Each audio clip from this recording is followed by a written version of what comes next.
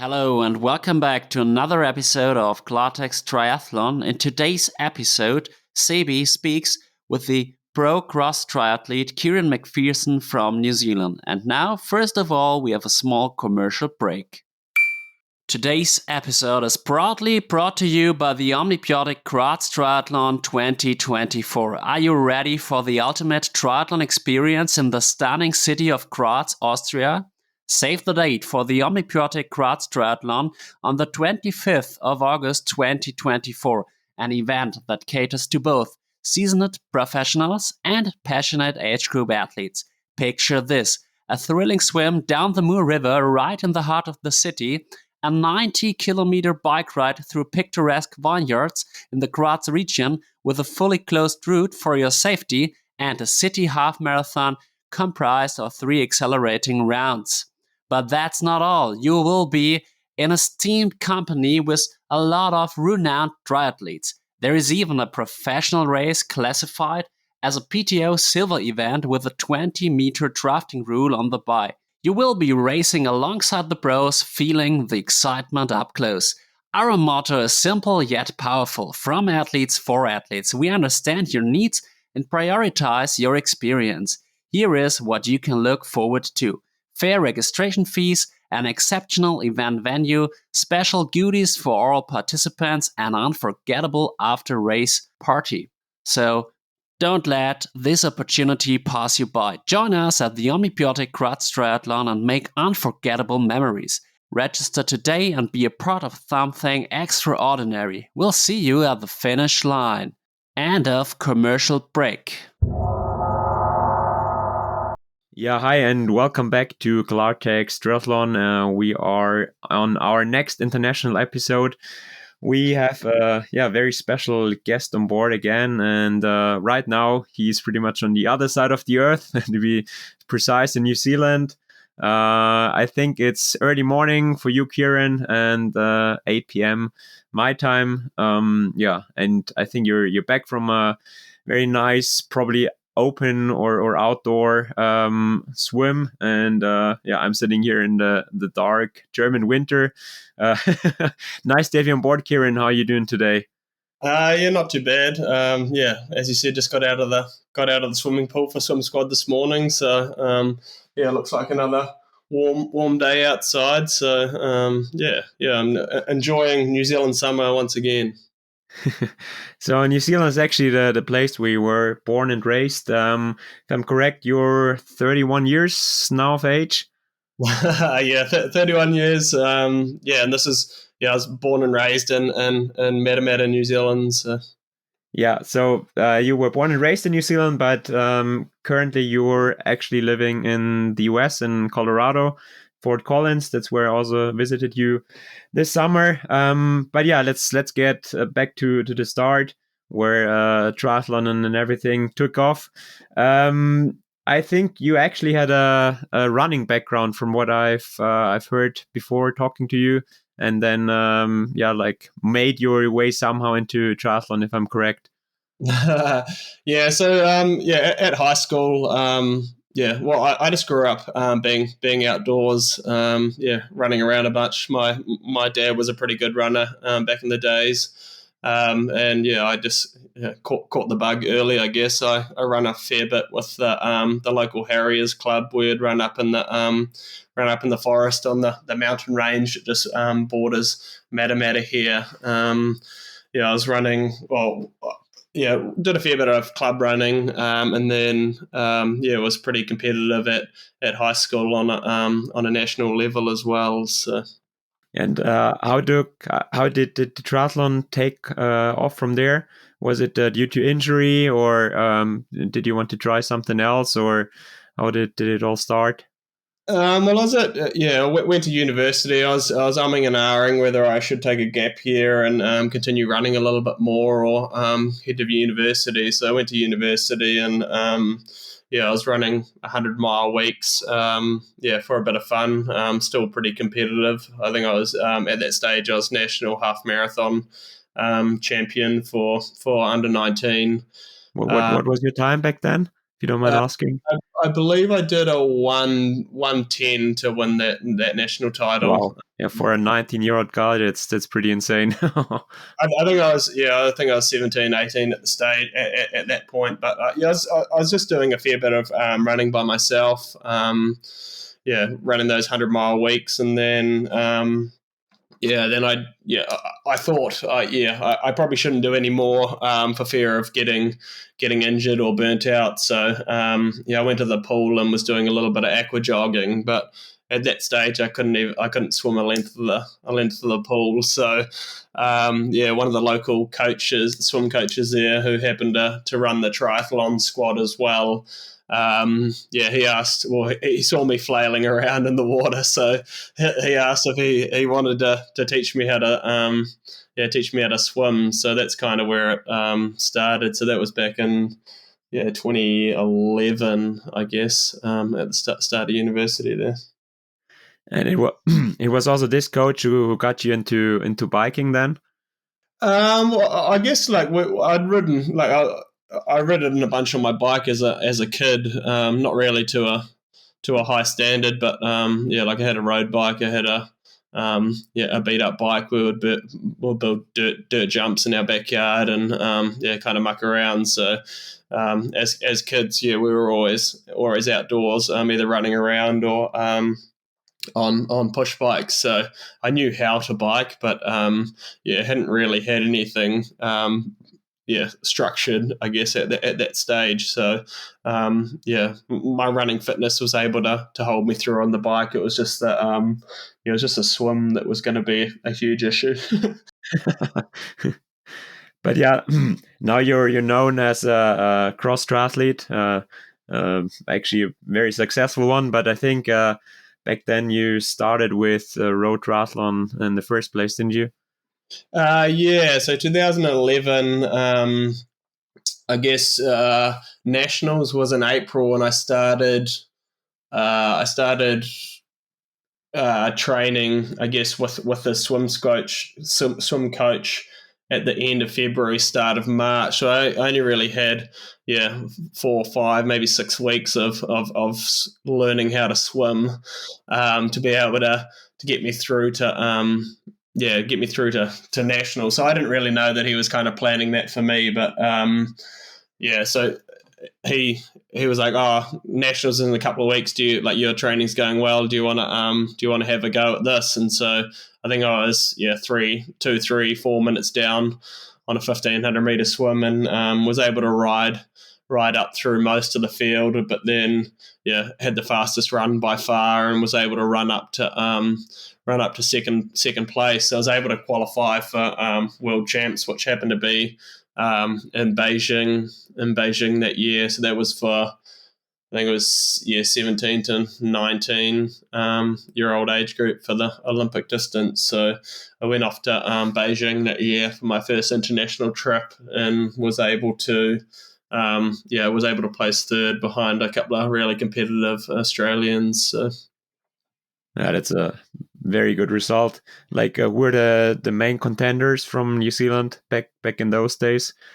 No, there was actually a guy who I can't remember his first name, last name Hodge, but he ended up winning pretty much all of the Australian races in 70.3 for quite a few years. So he was the one who ended up beating me, and just blew me away on the swim and bike. But then I was able to peel probably 3 or 4 minutes into him on the run, but obviously just not enough to close down. I've actually got a pretty cool photo on the finish line with him, another guy, Hamish Hammond from New Zealand, but also Bradley Weiss. He was actually racing that year in the age group up from me, so I think he was maybe 4th or 5th. So it's pretty interesting to see that he was back there racing as well. So wow, yeah.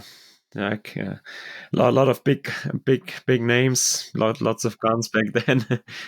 And then there's I think one story we maybe could have taken off like a Hayden Wild nowadays, but you had pretty bad luck on on the road bike, and I think it was also like the point where you decided to go XTERRA or to try cross. But can you take us back into this race where everything kind of changed a little bit? Yeah, well, so it was probably 2012 where after the first year of racing, I kind of did a little bit more training, and then then during a summer job, I was chopping down trees and doing firewood, and I ended up I'd qualified for World Champs, which happened to be in Auckland in 2012. I'd qualified for World Champs, and then I fractured my L3 vertebra in in April. And then I kind of had 6 months off running. I was able to do a little bit of swimming with no tumble turns and do a lot of indoor riding to be able to get me through to World Champs in Auckland that year. And that was the year that I actually won in Auckland for my 20 to 24 age group. So from there on, I ended up started doing a little bit of ITU racing. And it was 2014 where I had improved my swim a fair bit and my bike. And I was one of the fastest runners off the bike and at that time for ITU. I'd finally had a good swim. This is our only selection race for New Zealand. And had a really good swim for me anyway. And I was in second pack, and we were riding down the leaders, but a couple of guys went down in front of me, and I ended up snapping my handlebars. So that was kind of the end of my selection race. So I guess to keep me motivated, my coach at the time was like, do you want to try XTERRA? So just to keep you motivated heading into the off season. So I raced nationals, and then Asia Pacific Championship that well, I think it was consecutive weeks. That was probably 4 or 5 weeks after that selection race, and I guess I never turned back after that. But this selection race, was it a World Cup race or? Yeah, it was Oceania Champs was the selection race, but back then there was only really one selection race, and there wasn't really any discretion after that. If you missed out at that race, it was kind of the end. It was like it was a selection race to get into World Cup races. It was a selection race to make the under-23 high performance team to compete at World Champs at World Champs that year. So. Yeah, but we're happy that you decide to go cross, and that's how we also met during XTERRA racing, and I'm really impressed how consistent you were over the years, and also how you always managed to balance your workload and also your family life. Forgot to mention that you're also a two-time father, and you have a very, very nice wife back home as well. I was very happy, or I had the luck to get to know her as well last summer. You don't find those kind of guys that much anymore who are competing on such a high level, but still manage to get in a decent amount of work and also a normal kind of life. Take us into that, how maybe also you came across over to move to the US, and how XTERRA racing evolved from the point you decided to go away from road racing. Maybe also, or I think you also mentioned that it was just too time consuming to train for road triathlons, because the only other option besides racing World Cup or ITU races is going long and racing middle and long distance triathlons. But that's probably nearly impossible to to race that without being fully professional. give us a quick update on how things took off from 2014. So just start at the start of my life and kind of move through, eh? Well, we can also talk about what you're gonna expect in 20 years, but as of right now, I think it makes the most sense to just go chronologically. Yes, I think it was that 2014 was kind of my first taste at off-road triathlon. As I said, I was from an off-road running background, training with Harriers. We'd run up in the forest, up in the Kaimais here every week, and that's kind of where my passion for running really started. So then to be able to race my first XTERRA where it was all completely off-road, and it didn't really matter as much if you were a strong cyclist and strong runner. You could work your way back through the pack because you're doing everything on your own rather than ITU. You kind of missed that front pack, and it was almost race over no matter how fast you could really run. So it was 2014 was kind of my first taste of that off-road scene, which I really enjoyed. I picked up a sponsor then out of America. They were actually out of Denver, Colorado.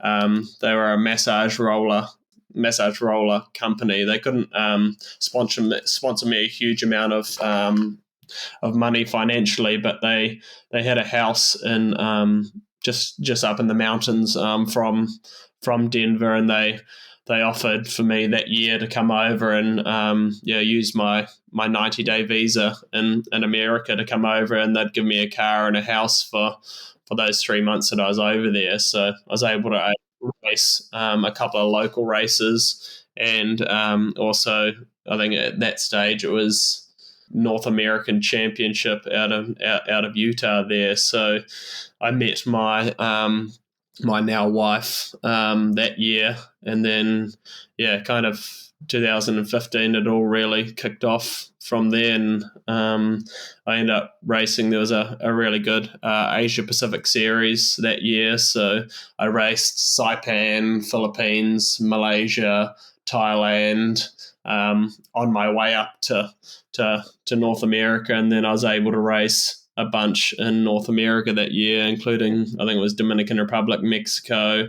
There was 3 races in the US. There was a couple of races in Canada. So it kind of started the bug from there. I was able to afford doing it. I was able to work for 6 months in summer over in New Zealand, and then race kind of full time for the North America series early on in my career, because I was able to stay in my father-in-law's basement for no rent. So that's kind of the reason I was able to do it. And they're in Fort Collins, Colorado there, which most people train North America in Boulder, Colorado, but we're about an hour north from that.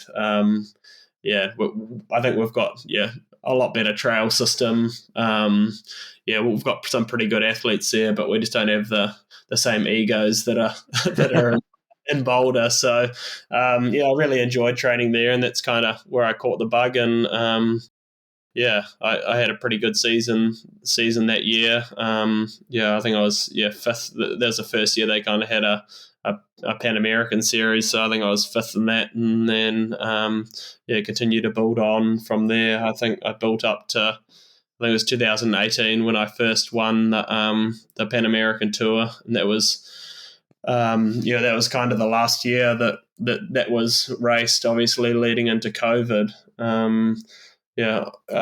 I'd managed to do most of my racing in North America on a B1, B2 visa, which was a business tourist visa. But then, my wife and I got married in 2018 after we had our first daughter, Paisley. So we applied for my permanent residency, but that actually got declined the first year. So in 2018, For no reasons, or why got it declined?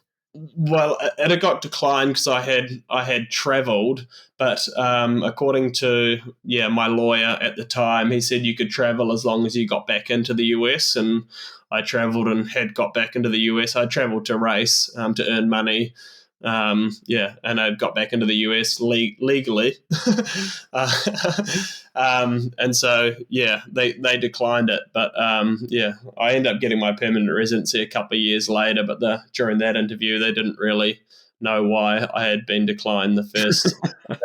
So it was Welcome to America. it was kind of a mess. But as I was saying, 2018.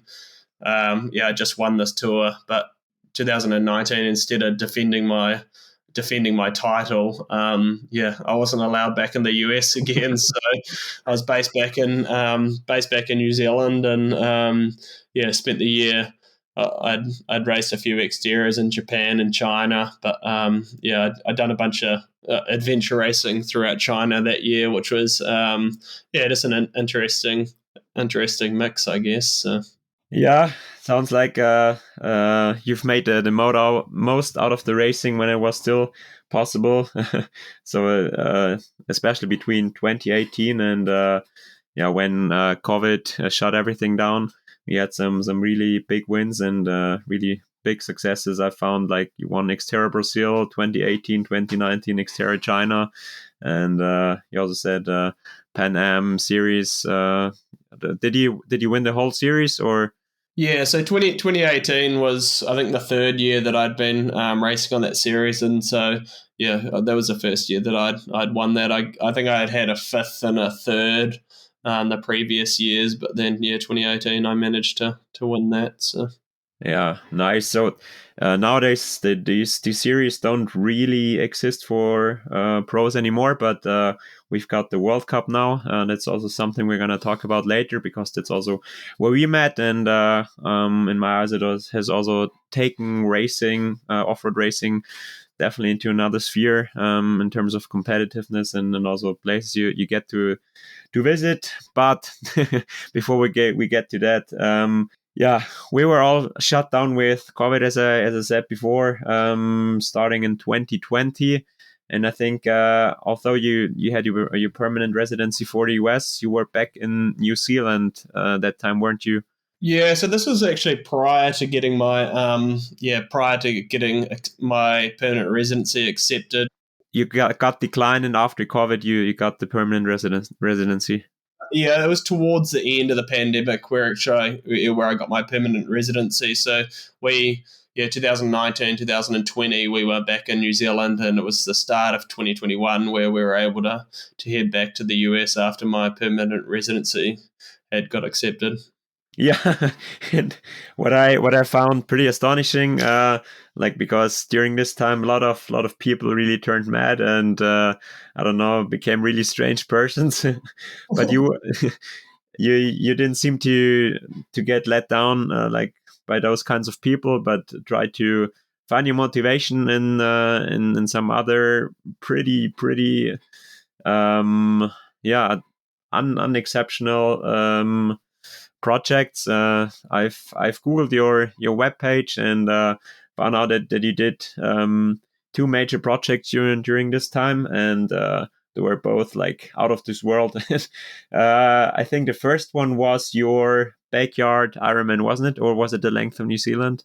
No, it was the backyard Ironman was the first project. So because New Zealand had gone to kind of extreme lengths during the lockdown, and the river was far too cold to swim in at the moment. So I asked my dad, I was like, do we have a spare silage cover in the shed? And he said, yep. So I was like, can we dig a 25-meter swimming pool in the sand quarry that we have out on the farm? So he was pretty keen with that.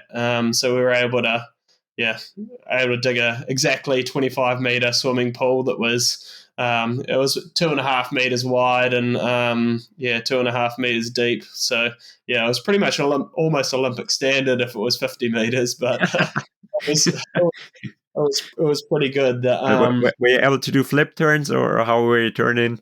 Yeah, so I was able to do flip turns. I found an old fold up table in the back of the garage as well. I saw it in half, and then was able to tuck it down behind the silage cover before I filled the pool up. So I was able to flip turn off that. I guess the only issue was I'd put the black side facing up, obviously to try and get a little bit more of the sun's warmth to warm the pool up, but that didn't work, and it ended up just being very claustrophobic. You felt like you were closed into this tight black space. So and it was obviously hard to follow a line along the bottom of the pool as well with everything black around you. But it didn't warm the pool up either. I think it got down to probably 10 degrees at its coldest, so it was pretty chilly to swim in. But it meant I was able to continue swimming through the lockdown period in New Zealand. Yeah, I think that's what we forgot to mention. Like, both of your big projects during COVID were during winter time, which made them even tougher and more exceptional.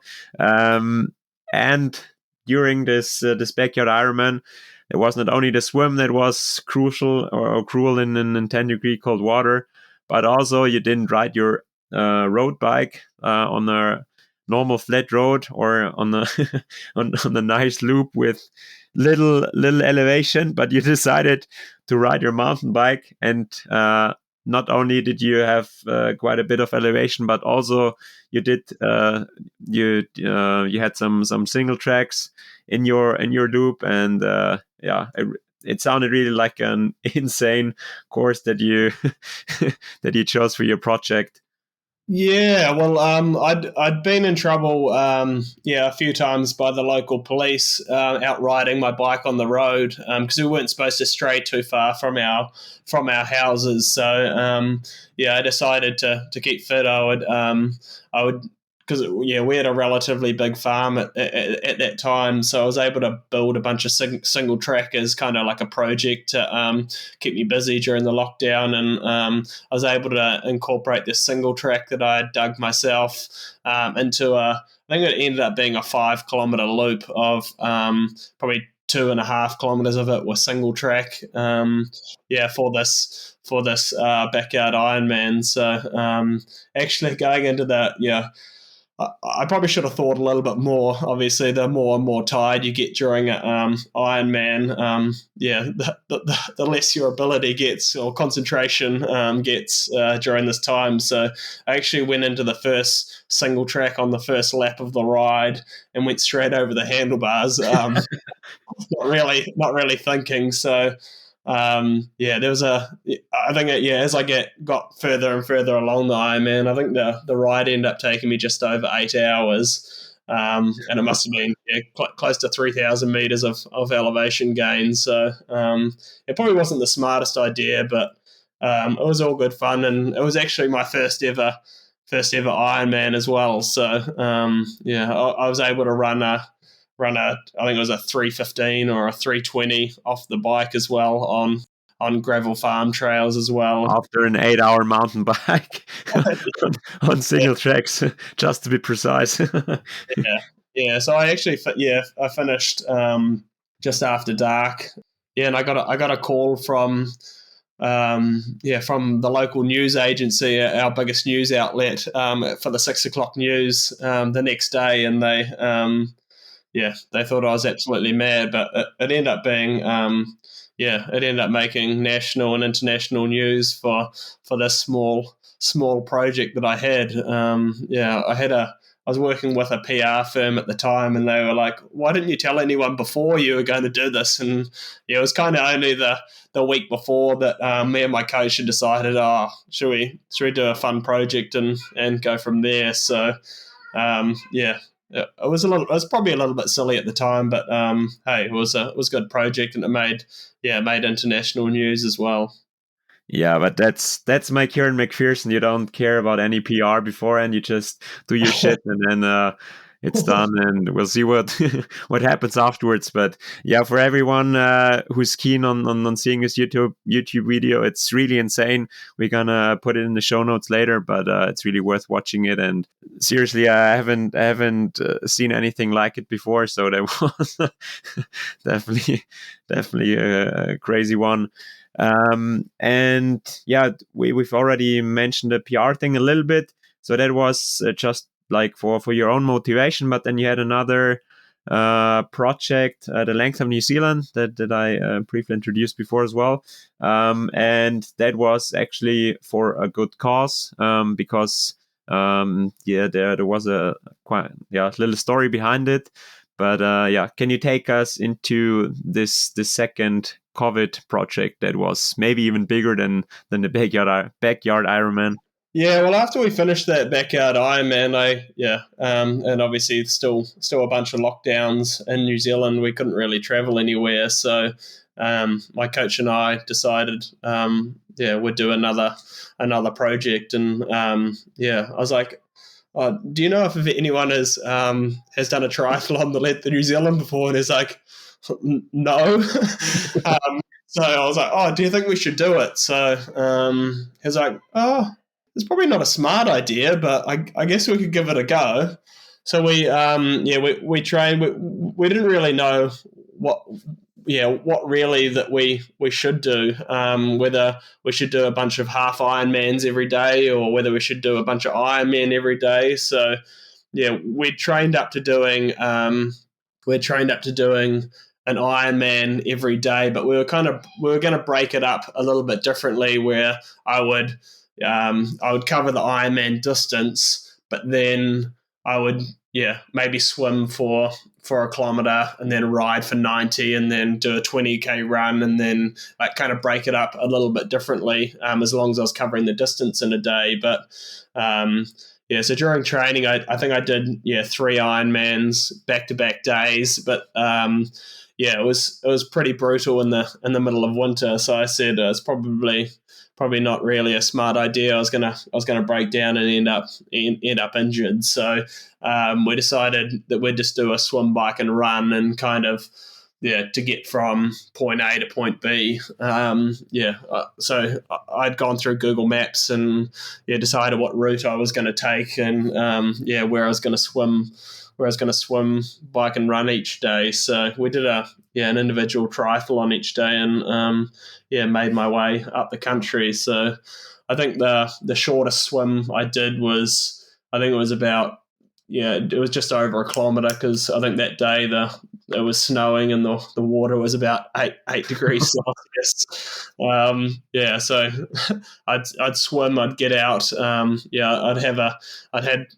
think that day I spent probably an hour in the shower trying to warm up and thaw out before getting on my mountain bike and having to ride through the snow again. So it was a fun project. I think it took me 14 days to get up the country. And I was able to raise 15,000 for the local rescue helicopter, which as I said previous in the podcast, it was the helicopter that was able to pick me up during my 2012 spinal fracture injury while chopping up trees. So.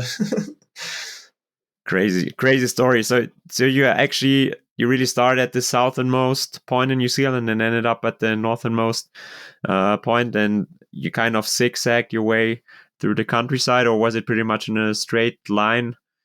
Yeah, well, I didn't want to stay on the main road because it was busy and it wasn't going to be as exciting. So we kind of zigzagged our way up. We're doing a bunch of gravel roads, a bunch of mountain bike trails, swam in lakes in the middle of nowhere, and it was just the best route that I could choose on the way up, with avoiding a bunch of traffic as well. So the only problem with this is each day when we kind of were running out of light, we had to finish at the next swim location we were going to swim at for the following day. So I think the worst place I ended up swimming in was we found I think the beach ended up being a little bit too dangerous that day to swim in. So we ended up finding a farm paddock that had flooded. Obviously, middle of winter, it had rained a bunch, so we ended up swimming in a farm paddock that had flooded, and it had probably, I think it had a meter of water in it, the deepest. So I was able to do, a 1,500 meter swim in a flooded paddock. So that was pretty entertaining. Great, crazy stories there, yeah.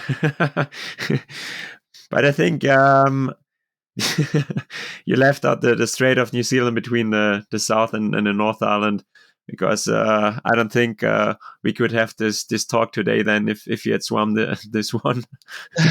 Well, it's actually one of the Great 8 or the Great 10, one of the Great 10 swims. It's actually really, really dangerous. I think you need to get it on absolute perfect conditions just because of the volume of water that flows through that at a great rate. So, one of my sponsors were trying to convince me to do it. But, and obviously the middle of winter, the water wasn't that warm either. So, battling hypothermia and strong currents, it was probably not the smartest idea. So we chose to go against that one. Yeah, other than that, really inspirational story, and also the cause to raise some funds is really touching, and let's hope no one in the future fractures his spine like you did back in the days, but if anyone does, they're all covered now thanks to thanks to you, Kieran. So that was were some pretty touching stories back from the COVID time. And after COVID, you stayed a little longer in New Zealand, or did you straight move to the US once things loosened a little bit again? I got my permanent residency at I believe it was the end of 2020, and they kind of gave us, you have to move within 3 months, or you have to start the process again. So it had already taken us 2 years to get this permanent residency. So we thought, we better move over. So I think the New Zealand media blew it up pretty big. They pretty much said if you go outside, you're going to die of COVID. So, my wife and I and kids were pretty nervous about heading over back to America. During this time, but we ended up going back, and we're able to. To survive still. So I started racing again in America when races started back again. But there wasn't really much racing going on, so you just took what you could. Racing in 2021, and so I got invited to do a race over in Sardinia off the coast of Italy. And it ended up crashing my bike. Obviously, getting back to racing, you're pretty excited, and I wasn't a strong swimmer. Well, I'm still not a super strong swimmer, so I got pretty close to front pack and was pretty keen on riding them down as early as possible. It was pretty slippery on limestone rock, and ended up going over the handlebars and fractured my spine again, the exact same vertebra. So I was pretty fortunate that the race crew were able to look after me and get me helicoptered out again. But I had to spend 3 weeks in a hotel room in Italy because I ended up breaking out of the hospital the next day after they'd put a back brace on me, and I was pretty keen to catch my flight back to America. So I'd gone back, and my good friends, Tiago and Dominic had put my bike in its box, and they were keen to help me get off to the airport, but I had to be cleared by the race doctor first. I went to see him, and he said, with the amount of swelling in your spinal cord, if you go up over the Atlantic, you will, if something goes wrong up there, then you might lose your legs forever. So I was that had made my decision pretty easy that I had to stay there. So so I ended up staying for for 3 extra weeks in Sardinia, and the race organisers put me in a hotel room and looked after me for 3 weeks, bringing me breakfast, lunch, and dinner. So it was pretty good by the race organisers, but probably not too smart on my part by checking myself out of the hospital a little bit early. So yeah, that's definitely not how you want to return to racing, especially with another spinal fracture. But another classy McPherson story. Really like that one. But yeah, once you got back into the US and then resettled, thing was pretty much about until the World Cup was taken into place. I think the first, was it in 2022 already, or was last year the first one? Because I haven't done the races in 22, but 2022 was kind of a year of getting back. I didn't race at the start of the year, obviously coming back from my rehab, so I didn't race until until August, September. So I raced in my first race back was USA Champs, and I got beaten by Josiah and Sullivan Maddow on their home course in Colorado for my first race back. And then I decided I'd race over in Europe for a couple of races. I raced Germany and Czech Republic before. That was the first year that they had World Champs in Italy, so I was able to race that, and I believe I finished 12th. So that brings us on to 2023 this year, which was the first year of the World Cup. So first race. Yes. Now remember, that's actually where we raced against each other for the first time, 2022 in Molveno at World Champs. Yeah, was as close as this year. I think I was 11th and you came 12th. This year I was 9th and you were 11th. I would have really loved to see in the top 10 as well. But yeah, it was really intense racing this year. But anyways, so this year was the first time that the World Cup was taking place, and I think we raced at least 3 or 4 races together, and then I actually came over to the US to race US Champs, where you beat me big time. I wasn't really used to this Colorado altitude, but after that we had a really good time in Fort Collins, and you were really one of the best and friendliest host that I could have imagined, and I was really impressed, like, by your your structure, and then also by actually not having the best training facilities, but still making the best out of it. So maybe take us a little bit into your daily life now in Fort Collins, and maybe some other highlight stories concerning your training in pitch dark in some open water reservoir, and jumping fences to get some track workouts in.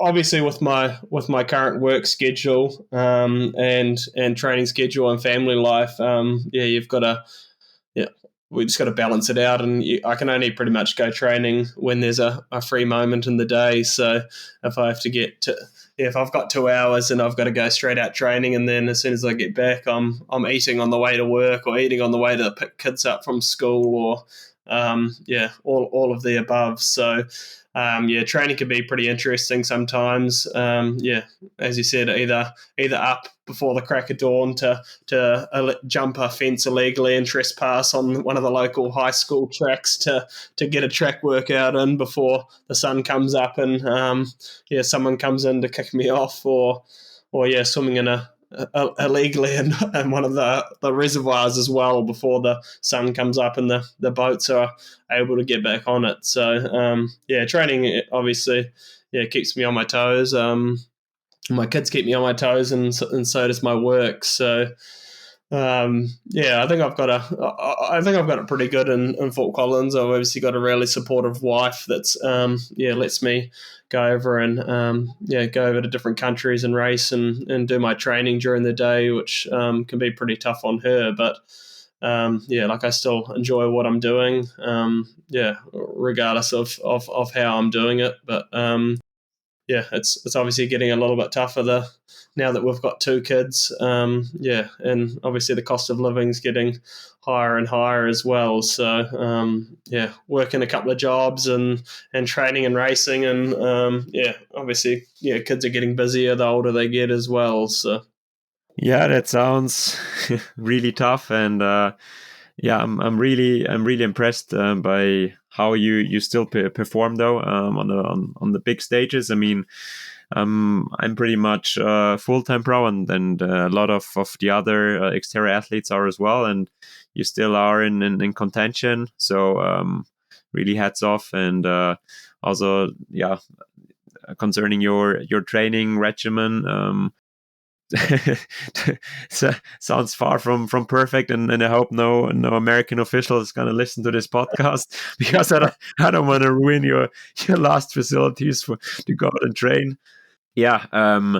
Really impressive story, and as I said, we also raced world champs this year again, and you almost overran me on on the last couple of 100 meters. I think you were like 20 or 30 seconds behind me at most, and with this background, it's really impressive. So keep up this good work, and I really hope that we have some nice rematches next year again. And if you beat me, there's no one I would be happier for than if it was you. So I think the only reason you beat me this year was because my zipper actually broke during the swim. So my wetsuit filled with water for probably it was on the way back to the jetty. So I lost a fair bit of time there. I think I was 37th out of the water or something like that. So I had to burn a few matches on the bike to catch up. And as you said, there was a pretty close finish at the end. For the probably the 4 guys that were just in front of me, I think we all finished within a minute of each other from kind of that 6th through to 12th, I guess. So. Yeah, then let's make a deal for next year. You won't break your zipper, and I won't break my little finger in the preparation before, and then it sounds like a good tie and a really really equal battle. It was disappointing. I think it was the first time you beat me all year. So. Sorry for that. Well, you still beat me in the World Cup ranking though, because I didn't even make it in the top 10, and you were solidly in the top 10. So I was a little bit of extra money, and as I said, there's no one else in the pro field that I'm happier for getting a little extra money than for you. So all good. Yeah. So I'm gonna have a chat with Nico the next couple of weeks as well, and then I think we're also able to announce the new World Cup series next year. It's going to be some new implementation, so also really looking forward to that. And I hope to see you back on the big stage next year as well. And thank you so much for your time, Kieran. Know you have a busy schedule, and probably back to training now. back to work and then training this afternoon, mate. Sounds decent. Well, thank you so much to have you on the other side of the earth, literally, on this podcast, and talk to you soon again. And enjoy the rest of your day and have a good training session and also good working. Thanks, mate. I appreciate it.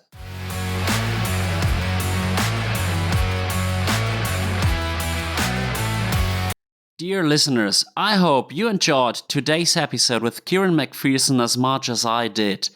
I really loved to listen to his adventure stories. And now I have a few assignments for you. Subscribe to the channel, rate it with 5 stars, and recommend it to others. And now we'll have another small advertisement. Remember to sign up for the OMNi-BiOTiC Klartext Triathlon 2024 and ideally also for the OMNi-BiOTiC Triathlon 2024 Two sensational events await you at a fair price. You can find the registration link in the show notes. Additionally, with the discount code KLARTEXT20, you can secure a 20% discount on all OMNi-POWER Race Nutrition to be perfectly prepared for the competitions. End of the ad, and continue to enjoy listening. Yours, Alex.